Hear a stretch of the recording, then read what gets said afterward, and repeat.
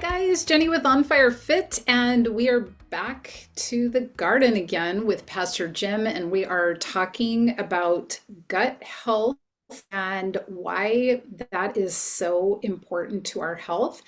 Uh, Pastor Jim and I have had a lot of offline conversations. We're always joking about why we did not record as we were talking because we are constantly talking about this stuff, and it is just fascinating. Pastor Jim actually has a lot of great ways of explaining and has done a lot of research as well. And a lot of you probably know that my gut has been quite a focus for many of my years. I had an intestine rupture and a colostomy bag and, 3 abdominal surgeries and stuff. But prior to all of that, I did have a lot of gut issues, and I even focused on the GI, gastrointestinal system, when I was going through school. I had the option to kind of go into that as a focus. So I think it's fascinating, not just as the gut in and of itself, but most of us have probably heard about how it's referred to as like our second brain, or the connection between the brain and the gut. And there is so much science about this, and we'll get into some of that. This is very conversational. We don't have an outline. We are talking basically about what we know about it. There is so much more that we could get into, but also just some practical things that you can do, why you should really consider thinking about it. And I really think that these are all things that we can gradually start incorporating into our lives. If you have a ton of time and you just have the ability to just go gangbusters, then yeah, I mean, the more that you can put into this is great. But even if you just are doing small steps to try to help your gut health, it is connected to your brain. Your brain is connected to your gut. It has effects on not just your physical, but your mental, psychological, the way you think, depression, anxiety. It just goes on and on. And there's so much interplay between the gut and the brain and how it affects our mood. Not just because when your stomach feels good, you feel good, which of course that's part of it, but there's all the neurochemical connections and just the way that we absorb nutrients or don't. Sometimes the nutrients just completely go out of your body because you may have kind of leaky gut, which I've always heard was sort of like imagine like the difference between a woman's pair of pantyhose and fishnet stockings, right? The fishnet has these big open areas. Well, if you have that big open network in your gut, you're losing nutrients, other things, foreign pathogens are coming in. You want it to be more tight knit. You want it to be more like, a traditional pair of pantyhose. And that's because that's how your body was designed, how God designed us to have good gut health. I could just keep going on and on, but I want to ask Pastor Jim to talk to, because this is something that he really has a lot of knowledge on, and I think you will learn a lot too. So, Pastor Jim. All right. So we've known each other for 8, 9 years, somewhere in that area. Yeah. Um, I started kind of ministering to you while you were having a lot of your gut issues. Um, and that kind of, our conversations kind of spurred me um, into thinking that, I'm sick and tired of being sick and tired, right? I mean, I had an office job where I was working, 70 hours a week and eating crap food, and you talk about a leaky gut, I mean, everything I was doing was wrong. So I started to do research, and I started looking into, you know how how do I change this around? How do I make myself feel better, be healthier, not constantly go from one sickness to the next sickness to the next sickness. And all of that comes down to immunity. And the place that immunity is found is in your gut, your stomach and your intestines. Um, so since then, I've done, a ton of research. I've done a lot of different changing of the diet and looking at things differently. This is such a deep topic that we're really not, we're just going to skim across the top. I am not a doctor. I've never even played one on TV.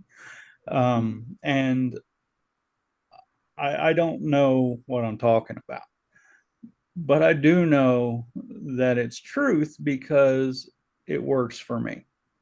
And if it works for me, it more than likely will work for you.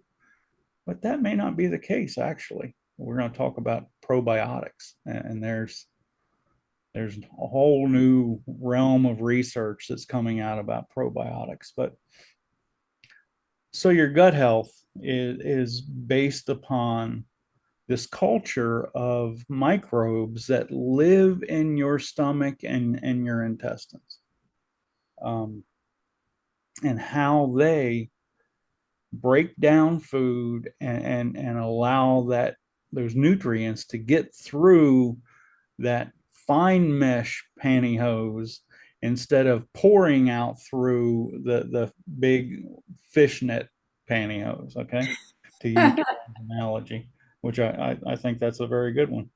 Um, when we feed ourselves correctly, when we feed ourselves foods that are going to help support that, we're naturally going to feel better. And like Jenny said, when you feel better, you think better, you sleep better, you have better bowel move. I mean, everything ties together, right? Um, so you have a better mental outlook and everything.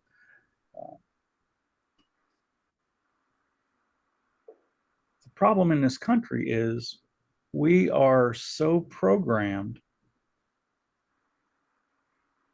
to do exactly the opposite. All right. If you look at television, they're either pushing pharmaceutical drugs in commercials or they're pushing horrible fast food or convenience foods. When's the last time you saw a commercial for asparagus? Right? I think the closest I've seen is some pistachio There you nut go. Right. type. I was like, wow, how did we get that, Yeah. mixed in? That was good. Or even avocados from Mexico. Yeah, yeah. Um, avocados are extremely good for you. So I'm gonna throw it back over to Jenny, and because she's all about the programming. You know, Mhm. what this programming that they keep pushing at us and they keep trying to sell us. What does that do to our gut health? Yeah, great question. And I guess I can look at it or speak on it from two different angles. One just being understanding that the things that are basically being promoted are for profit by companies. It's not for our good health, but we tend to start to feel like this is just normal. This is how people live. This is what we do. When you're sick, you take an antibiotic. When you don't have time, you go through the drive-through. it becomes so second nature in the way that we think because we've been programmed to think that that's normal, but it's not normal because it's destroying the inside of our bodies. And sometimes you see the effect of it in weight and disease and other things. Sometimes it's hidden for a while. I might see it on blood tests and tell somebody, whoa, things are not looking good going on inside your body. We need to make some changes. You might not always see it. That's like hypertension or high blood pressure, this silent killer. You don't always know that there's stuff going on, but more and more we're seeing the effects of how this all plays out. Now, part of this whole programming, I think it affected me back in the day. I was an 80s girl when I was becoming independent. I was kind of going from high school into college. And that was the time period when fat was completely evil, right? Everything was trying to go fat free. We were all trying to, it was like butter busters and all of this kind of stuff. And what we were indoctrinated to believe is if you ate fat, you would be fat. This is not healthy. And of course, I'm trying to make my own independent decisions going through that phase of my life and wanting to fit in and be a part of what, the trend is. And this is what we're learning and everything. And, so I jumped on that bandwagon of no fat. But in turn, what I ended up eating was what I thought was quote unquote healthy. It was a lot of carbohydrate, processed carbohydrate in particular, full of sugar.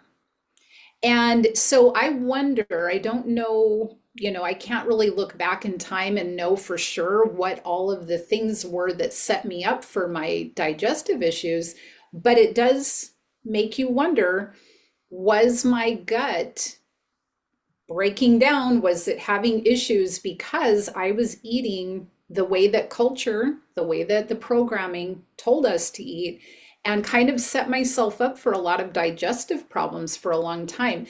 And then the mental state of that really became a problem to break because it became so natural and normal to be eating a certain way that it was like, wait, oh, I can eat all these, healthier fats. I wasn't necessarily advocating for eating pizza kind of fat every day or fried chicken or something. But yeah, avocado and nuts and, nut butters and seeds and things that had like healthy fat. It took me a while to understand that those things are good for our body. And so, isn't it interesting how the programming of culture can really set us up for problems that we don't even realize we're walking into? And I think that that's probably a big part of what happened with me. Now, thank the Lord, we have the ability to learn, grow, heal. We have the ability to understand, like, oh, this is not the way that we have to live.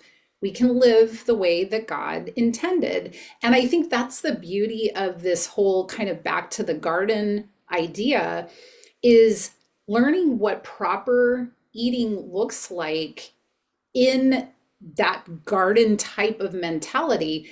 I don't think we're going to, one day down the road say that was a bad idea for us to think about how God intended for us to eat. Like, I don't think this is just a trend that's going to, go away like the crazy fat free thing was. So I Mhm. do think there is a lot of awareness that needs to happen, looking at your thought patterns. How do you think about things? What do you consider to be healthy? Are they really healthy? And then learn how to properly heal from the inside out. Yeah, yeah, absolutely. So back to the fat-free thing, when they took the fat out of things, it had no flavor. So they had to add sugar to everything. So, everything was, Sugar, just big chemicals, lots of, sugars and chemicals, and we're constantly being bombarded with carbohydrates, right? Uh, Potato chips and Cheetos and all of these things that you know pizza, chicken wings. I mean, you name it. It's our culture. To just eat these things that not only are not good for us, but they actually work against our gut. They kill the microbes that should be living in our gut, and that biome that's there. It all gets destroyed by that sugar because the bad bacteria comes in, it feeds on that sugar, and it gets so big and ferocious that it actually starts eating the good bacteria. Um, Another thing that they do is they put out all of these artificial sweeteners, right? Oh yeah, sugar's bad, but we're going to give you these artificial sweeteners, Diet Coke and Diet Pepsi and those things are worse than sugar. They actually shut down the hormones in your brain that turn off your hunger signals. So probably the only decent, well, I've got two, and one of them I'm still kind of iffy on. Um, Artificial sweetener, and they're actually artificial. They're actually all natural sweeteners. Is Stevia. Lord, I lost that. Stevia, which is just a plant, you know. Uh, but you got to check your stevia because sometimes they put extra additives in it. Make sure the only ingredient is stevia. And then there's a new one called allulose. And allulose also is a natural. I think it's from a membrane in a tree between the bark and the wood or somewhere. Still haven't done a lot of research on that one, but it's supposed to be all natural. But yeah, you really have to check artificial sweeteners, even stevia, because they like to put a thing called maltodextrin in it. Yeah. Maltodextrin is probably the worst thing in the world that you can ingest. It is literal poison to your system, and it is in absolutely everything. If you're eating potato chips, you're eating maltodextrin. If you're eating fried chicken, you're probably, and you didn't cook it at home with, if you bought it out somewhere, it's got maltodextrin in it. Everything that we eat in this country today is filled with this maltodextrin, and it's actually a super starch. And they put it in there to make foods, creamy and smooth. And but what it does is it, severely spikes your blood sugars. It has the glycemic index. Um, it's has double the glycemic index as regular white table sugar. So Explain to them glycemic index briefly, if unless you want me to, you're but probably more qualified to do that than I am. well, just in case somebody is like, I don't even know what that means. And I don't know if I have the perfect definition, but basically they've looked at the impact of different types of things that are sweet and how they affect your blood sugar. What's the effect of your blood sugar going up, the pancreas having to push out the insulin to be able to bring down that spike. So what he's saying is it's how many times as sugar, table sugar? It's twice. So it has a GI index, glycemic index of 112, and table sugar has a glycemic index of 60. So Okay. it's So why do people care about that? It's okay if you look at what happens when your body spikes insulin to try to handle, because your body wants to go into homeostasis, right? It wants to bring things down back into homeostasis. So if you get a spike of sugar, blood sugar, Mm. whatever you've eaten has triggered the sugar in your bloodstream to go way up. Your pancreas has to deal with that. So Mm. it pushes out a big bunch of insulin to try to help bring that down. The problem with that is that effect is very inflammatory. Yes. And inflammation is a big root for disease, and it makes it very hard for people to lose weight. Yeah. So everything goes pushed into fat cells and fat storage into your liver and all of that. And then you're not actually utilizing that stuff because now it's all been packed into storage. So that's kind of a side note, but it makes a big difference in your body, your biome, what he was talking about with your gut, like the bacteria, but then how that affects all of the inflammation in your body. So But then it's even worse. Like I said, it suppresses the hormones in your brain that shuts off the hunger signal. So not only are you spiking and doing this constantly, but your stomach is saying, I'm still hungry, give me more, right? At the same time, it's killing the good microbes, the good gut biome. It's killing it, it's destroying it.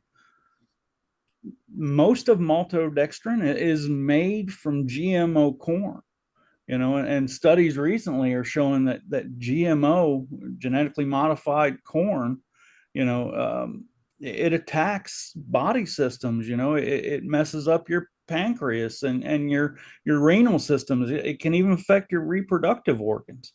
Um, the inflammation that Jenny talks about, it can come out in allergies and rashes and breakouts on your skin. Um, and worst of all, it has zero nutritional value. It brings nothing to the table except to spike your sugar, shut down your brain, make you think you're more hungry. So you go back and eat the rest of the bag of potato chips. So you have to buy the next bag of potato So chips. there's the answer to the question people would say, well, why do they put that in there? Yes. Well, Yeah. it makes it palatable, but it makes you want to keep going back for more. Yeah. And it's all Absolutely. about more money, greed. Absolutely. So sugar destroys the gut biome. Carbohydrates turn into sugar. They do the same thing, right? Um, Antibiotics. Oh my God. Let's not even get started on antibiotics. That's what they're made to do, is to kill microbes, to kill bacteria. Don't just go to the bad guys. They Yeah, go to yeah. the good and the bad Yes, guys. they kill everything, you know. So, and today, people are starting to catch on to that. So they say, the doctors will say, well, here, take these antibiotics, and when you get towards the end, you need to take this probiotic, this, and they usually give them some little wimpy culturel thing with, 15 billion units. I take 100 billion units a day of probiotics, and I don't take antibiotics. You know, um, 15 billion units a day isn't going to do anything to overcome an antibiotic regimen. Um, Another thing that hurts your gut biome is alcohol. You know, if you're where I was and you are sick and tired of being sick and tired and you're trying to build that gut biome back up, with probiotics and prebiotics, and we'll talk about that in a minute. Lay off the alcohol. You know, um, first of all, if you're drinking beer, it's nothing but carbohydrates and sugar. You know, honestly, most all alcohol turns to some level of sugar. So, plus the nature of alcohol, it just wants to kill bacteria. So lay off the alcohol. Um, but you can start feeding your gut, and you the way you feed your gut is you eat the things that God intended for us to eat from the beginning. You know, on the fifth day, God did not create potato chips. You know, he didn't create domino sugar, right? Yeah, he grew sugar cane, but the way that it's processed and put into everything, um, it wasn't supposed to be a major part of our diet. Um, so probiotics, prebiotics, what's all of that about? So I'm going to let Jenny give you a little kind of quick overview, and I'll give you some examples of each and what you can do. Yeah, I mean, probiotics is basically putting the active good bacteria into your gut, and the prebiotic is the fertilizer or the food to help it proliferate, to grow. And there are different ways that you can do this. Pastor Jim, you talk about the actual foods that you could eat because you rattle those off nice and Okay. easily. So one of the things that you can do if you think you have a leaky gut, if you think that you have bad bacteria biome in your gut, if you're bloated, if you've got diarrhea constantly, if you even if you have like skin, breakouts and rashes and Brain fog, yeah, depression. brain fog, all of those things that come from inflammation because all of that bad gut just leads to inflammation.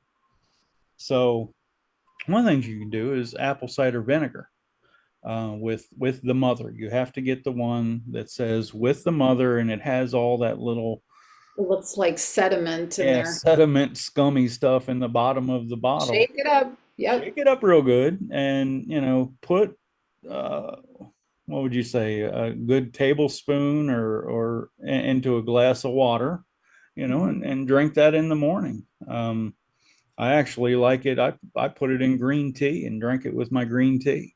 Um, I don't do it all the time now because I don't have a bad gut biome. But if you think you have that issue, that's one way because that apple cider vinegar will actually go in and kill the bad biome. But then you need to start feeding the good stuff in. So yogurt, don't buy that sugary sweet, Yoplait, no, none of yeah, that. Yoplait junk that is not that it, I don't even know how they can call it yogurt. It should say yogurt like product. Get yourself a good Greek yogurt, or what's the new one that's out? um, it's not Greek. There's another one that's out now. But anyway, they're good, real, true yogurts that are cultured, um, and have Nancy's makes a good one that's got a lot of probiotics in there. yeah, Anyway, uh-huh, yeah. I mean, there's a lot of good. Um, Sauerkraut yeah. is a tremendous gut beneficial food. It has in that um, fermentation process, the bacteria grow and they like to eat the cabbage, right? So cabbage is actually a prebiotic. So in that process of fermenting the sauerkraut, you get a natural probiotic. Same thing with pickles. Don't get the sweet pickles. If somebody's dumping sugar into their pickling juice, it's not going to do you any good. Get you a nice sour dill pickle, something like that. Making my mouth water. Yeah, I know. Kombucha. Kombucha is also good. Read the label, you know, read the label, see what's in that kombucha. If there's sugar in that kombucha, put it back on the shelf. You don't want sugar. You don't want, make sure there's no maltodextrin in it. Good God, they put it in everything. Um, Everything we buy, we check the label on. If it's got malto anything in it, I don't want it. So those are just some good ideas for probiotics. I myself, I started out with like a 50 billion unit probiotic. And over the years, I've moved up to 100 billion unit. That means there's 100 billion little microbes in the capsule that I take. Um, sometimes I go down to 500 or 50 billion again, just to change it up, you know. Um, but you also need to look at the prebiotics, and the prebiotics are the things that those microbes actually feed on. You know, they are not going to feed on processed foods. You know, that stuff is more than likely going to kill them. It's not going to help them grow and flourish. So good prebiotics are garlic, asparagus, right? Bananas, onions, leeks, you know, any kind of an onion type of mushrooms. Mushrooms are a good prebiotic. Um, Artichokes, particularly a Jerusalem artichoke, is probably one of the best prebiotics, along with dandelion greens. You know, don't go out there and spray Roundup on your dandelions. Number one, Roundup is, you know, one of the biggest carcinogens in the world, and it's just going right down into your water table. You know, and if you have a well system, or if you know you're on a city, it's, you know, it's washing into the sewer, going right into the ocean, wherever it's going, it's killing stuff. You know, pick those dandelions. The flowers are incredible in a salad. The rip the leaves off and tear them up and throw them in a salad. They're a little bitter, but man, they are the number one uh, or prebiotic. Um, they also have other good benefits, and we'll get into all that stuff at a later date. But you know, God wants us to feed our bodies naturally with the things that He created for us to eat. Um, Processed foods, not so much. Um, those things break us down. They make us sick. They make us weak.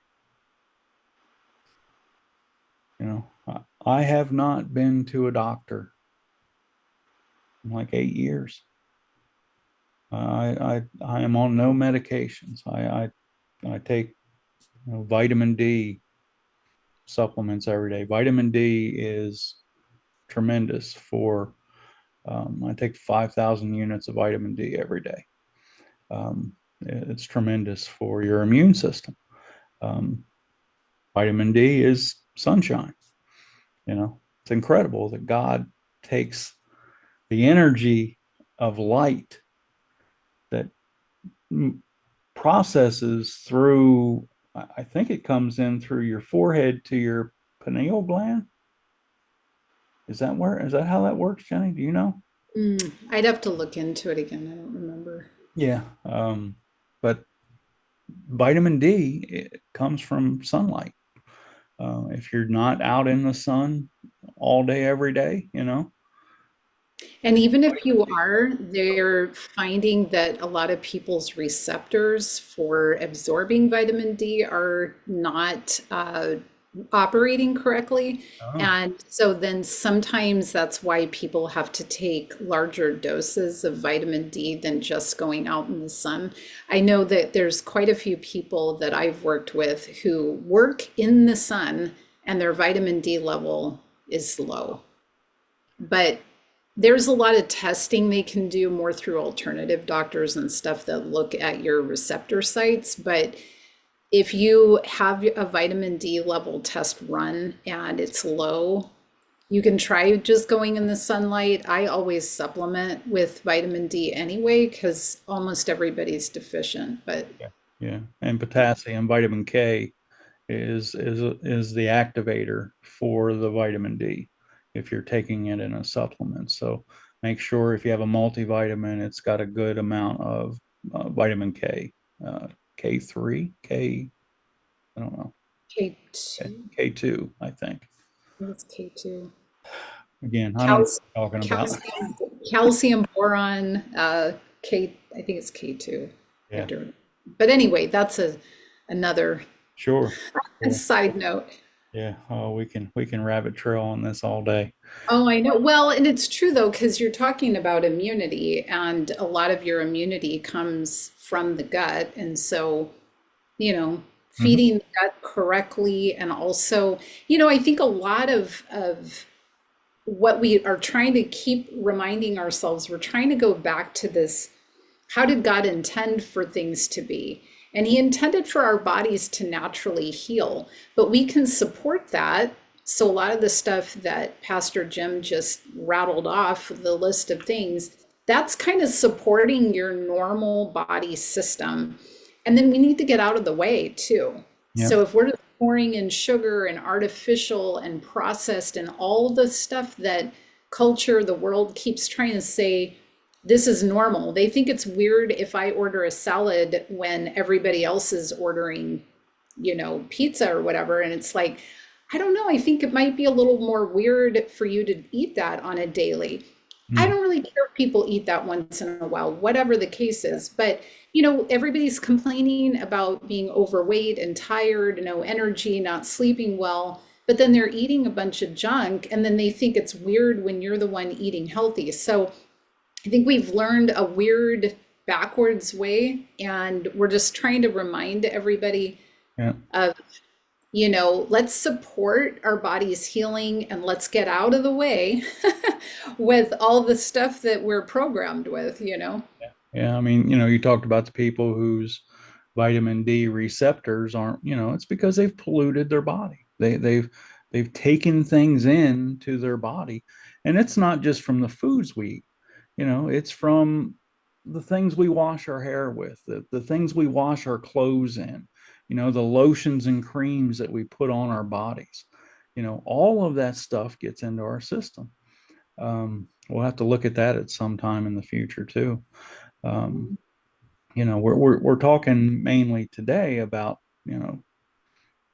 vegetarian vegetable food, but there's things as well to do with the meats that we eat or we don't eat, and the antibiotics that are in those meats, they don't go away. you know if they give that chicken antibiotic feed to keep it healthy enough in its little 6x6 box that they keep it in. They want to keep it alive and healthy long enough for them to kill it and make up some money off of it. You know, that antibiotic doesn't go away. It's still in the meat when you eat it. So we have to think about all that stuff. Same way with beef or anything that we eat. You know, what's the source? Where is it coming from? How is it being fed? How is it being taken care of? We are going to do another video on all of that as well. But um, those things affect our gut health as well. So we really just need to focus on the fact that we don't have to be sick and tired. We don't have to have all this inflammation. Your joints don't have to hurt when you get up in the morning. When um, you don't have to have brain fog. You don't have to have all of these issues that we struggle with in this modern society. Um, and it's really sickening to me to think that we have all of these issues so that somebody else can, make $1 million a year or Yeah. $10 million a year. You know, um, Mhm. and we have, governmental systems that actually support them in doing that, and put out recommendations. They just put out new recommendations for um, children for like school lunches. 10 grams of added sugar is recommended for your school kids in their school lunches. 10 grams of added sugar. That's crazy. It's totally unnecessary. It's Totally. harmful, Yeah. you know. But big sugar needs their money. So Yeah. I have you triggered a little testimony story, so I have to tell this little testimony. So, I've spent quite a lot of years working with patients, especially with diabetes, but I had this one gentleman that I thought was a perfect story to fit in with this sick and tired of being sick and tired. I don't remember if he was in his upper 70s, maybe pushing 80. And when I came in the room and we looked over his blood sugar readings and his diet, and I go through this with all of the patients because although I can give them medication, if they are interested in lifestyle change, I will give up my lunch. I'll go home late. I want to, I'm like, yes, let's mhm. go, Yeah. because so many people really don't want to be bothered with it. So I talked with this man about making some changes and the idea of how all of the foods that he was eating and how these blood sugars were impacting his body with inflammation and making him tired and kind of lethargic and everything. So I talked to him, very sweet gentleman. I followed up with him, I think a month or so later, and he said, "You will never believe," he goes, "my family, my kids, the adult kids that he has, they're like, Dad, you're out painting fences. You just repaired the back fence. And what are you doing? Like, what happened to you?" And he's like, "I feel so good. I have not had this much energy in so many years." He said, "I am not going to stop with this new lifestyle. I feel amazing. And they can't stop me now. I'm not sitting on the couch all day. I'm out doing projects." And I thought, even somebody that's older, sometimes people think, well, I've done too much damage, it's too late, whatever. And when somebody really embraces that and says, embraces a different lifestyle or opens their mind to it, there's no telling what can happen. And so you don't have to feel like it's been too long, this is just the way I am. You can incorporate this stuff and really start to feel better, have energy, not be sick and tired of being sick and tired. Yeah, absolutely. Your liver is 100% regenerative, right?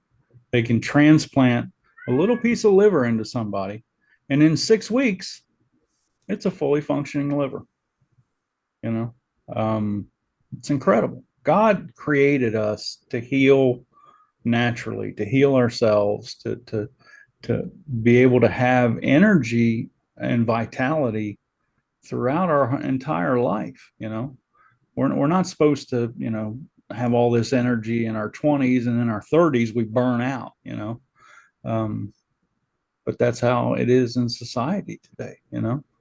Um, 30s and 40s, you're done. If you haven't gone, and climbed a mountain by the time you're 30, forget it, right?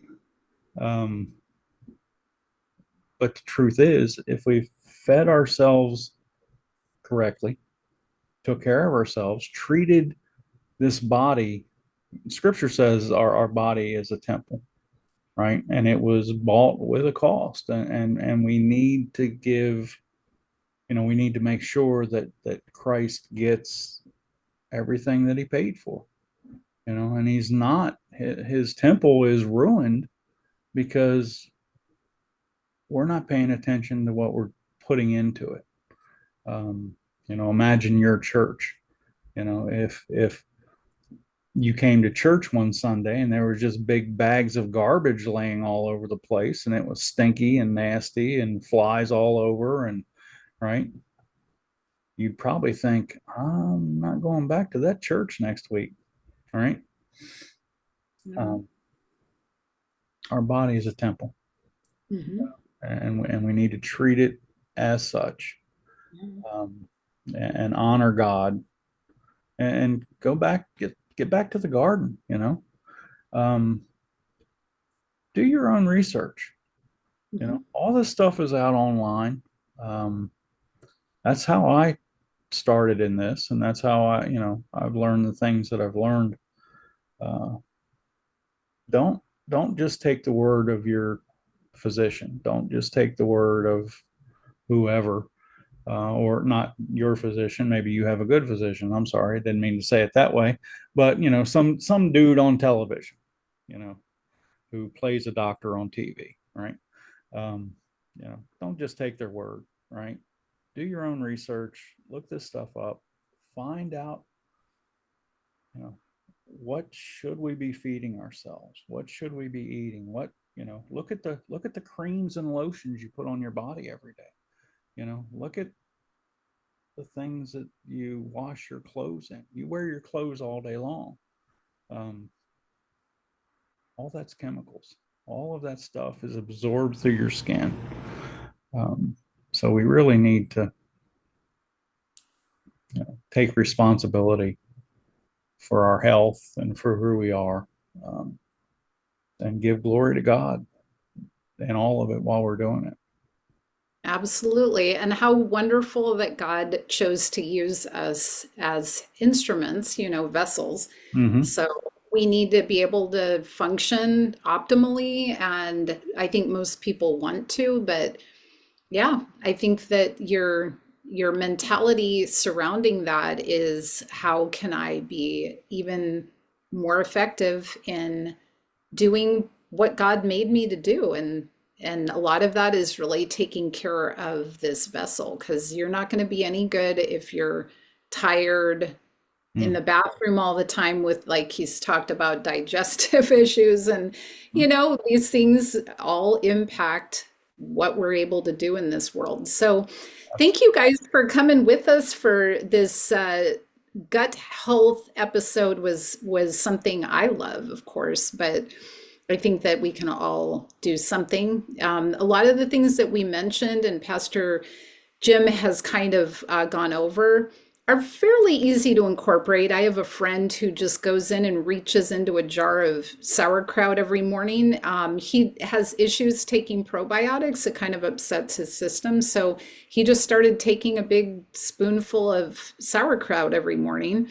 And I think you do what works for you, but you can add it into your life. Doesn't have to be all at once unless you really want to. Obviously, the more you do, the better you're going to feel. But start with something, something that you can do on the regular, and see how that impacts your health too. Yeah, So, absolutely. All right. yeah. All right. Well, thank you so much, and we will see you in our next episode. Yes, thank you.